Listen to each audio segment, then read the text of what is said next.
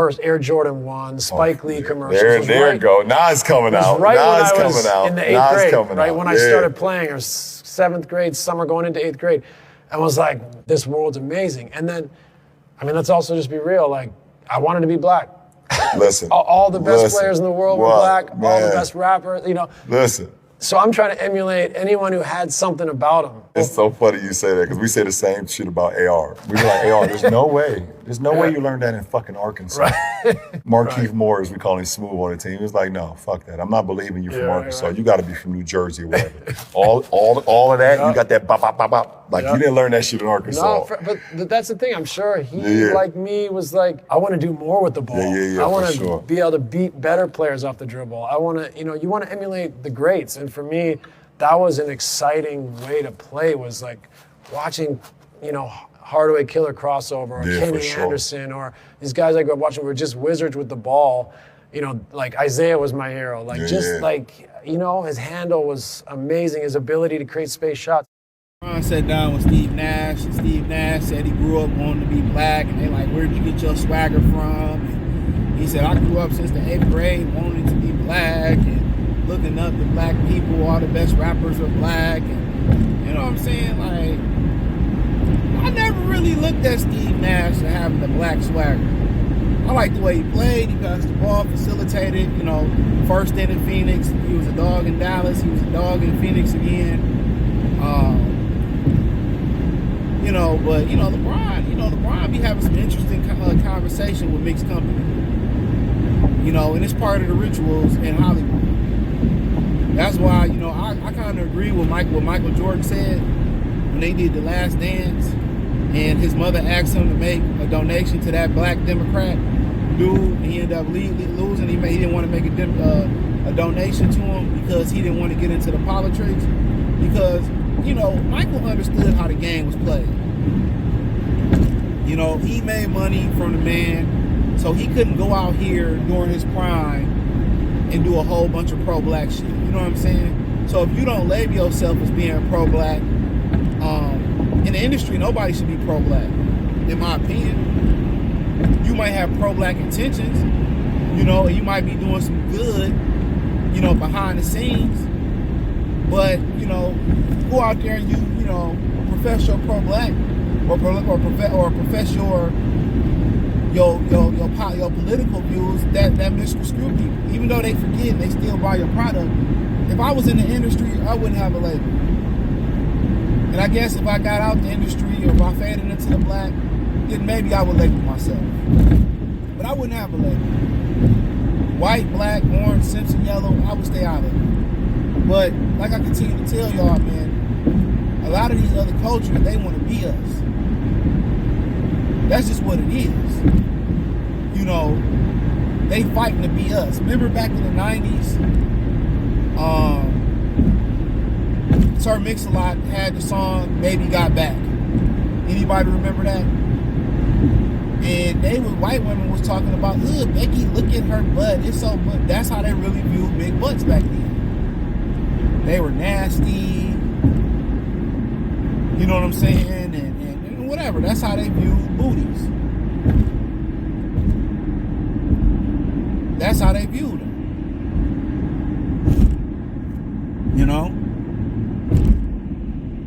That's how they viewed them. That's how they viewed them. Like, they nasty. Look at her butt and all this, that, and the third, right?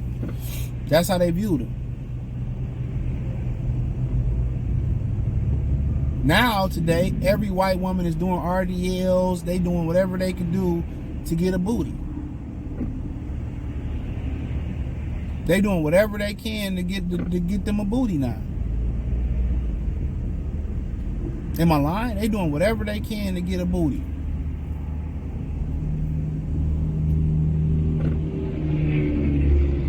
Whatever they can to get one. So, no, to me, it ain't no surprise. It ain't no surprise. I'm telling you, this traffic is just atrocious, man. They be waiting till the worst time to do construction. As soon as it warm up, Hector, Julio, Brad want to get out here and start breaking concrete. Get y'all ass out here when it's cold. Real talk. Get y'all ass out here when it's cold when ninjas need to slow down. But yeah, on the serious note, back to the serious note, yeah. Now, you know, oh yeah, I want to be black, and you know, I get it. It is what it is. A lot of people say cultural appropriation, and you know, back in the day they used to sell pop culture as, you know, white, and now pop culture I feel like since the 90s, you can make a case that pop culture and hip hop has been synonymous with each other, ran parallel with each other. That's how big an impact it is. You know, hip hop is one of the younger, you know, cultures, and hip hop, rap, and R&B is some of the youngest genres. Ain't been around that long compared to rock and roll and some of the other things. You know, it ain't been around that long. This is just ridiculous, dog.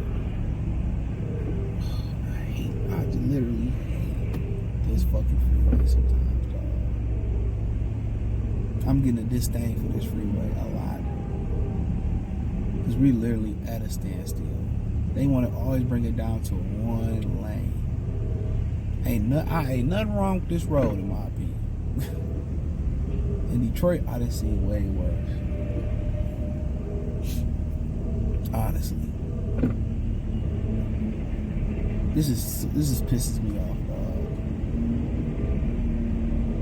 dog. They really take our tax dollars to keep fixing the same road over and over and over and over again.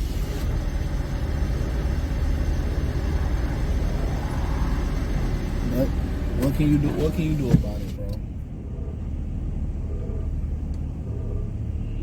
What the fuck can you do about it? But yeah, I feel him though. You know, that's kind of, you know, what he grew up idolizing and all that stuff. And, you know, and maybe he had some type of swagger off the court. I didn't see. Maybe he dressed a certain type of way off the court. But yeah, he definitely had game. But you know, that's how they feel. That's how he felt. But LeBron having a lot of conversations with mixed company. I know it's part of the ritual, LeBron. I get it, bro. But you know, started a podcast with JJ Redick, got him an opportunity with the Lakers.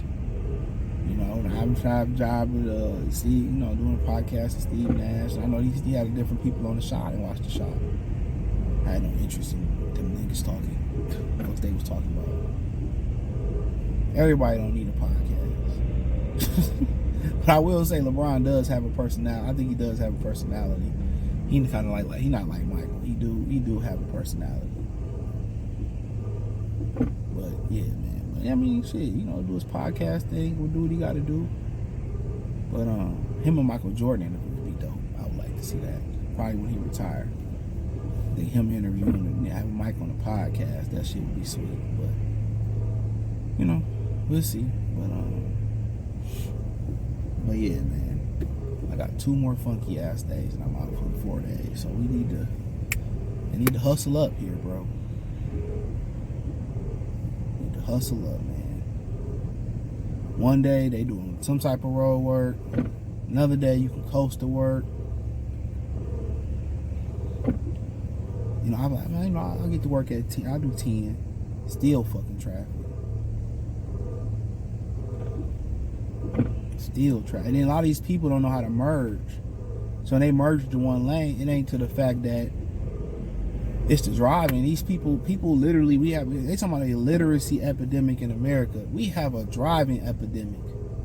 So these the same illiterate motherfuckers that was allowed to pass the driving test, you know, and they ain't even know how to read. They can't even operate machinery. But hey, thumbs up the video, share the video, subscribe to the channel.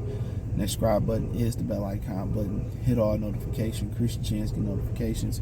We go live and drop video. Financially, you want to support the channel. Cash App, $, CJ Good 313. Venmo, CJ Good 313. PayPal link in the description. Appreciate the love and support. Let me know what you girls and guys think in the comment section. Peace.